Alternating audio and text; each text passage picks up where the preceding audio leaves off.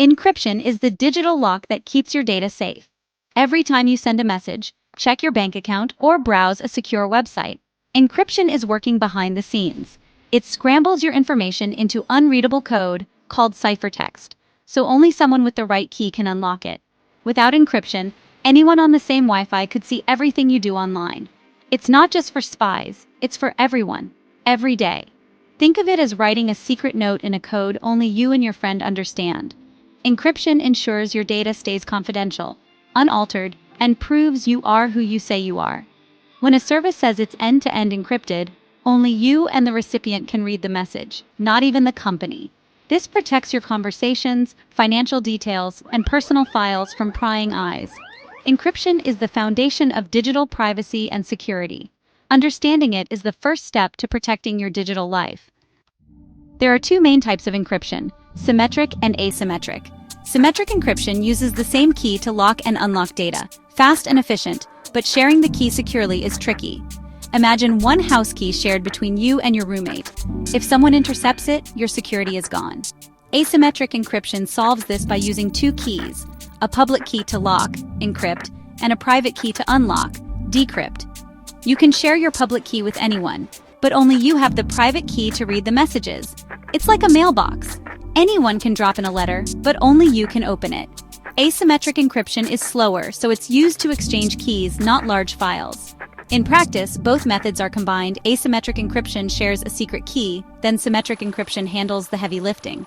This combo gives us both speed and security. It's how your messages, files, and online sessions stay safe. Understanding the difference is crucial for anyone working with digital security. These two systems are the backbone of modern encryption. Next, let's see what powers them. The most common symmetric algorithm is AES, used by governments, banks, and your phone. AES breaks data into blocks and scrambles them through multiple rounds, making it extremely secure. Older algorithms like DES are now obsolete because their keys are too easy to crack. For asymmetric encryption, RSA is the classic choice, relying on the difficulty of factoring huge prime numbers. RSA is often used to securely exchange keys when you visit secure websites.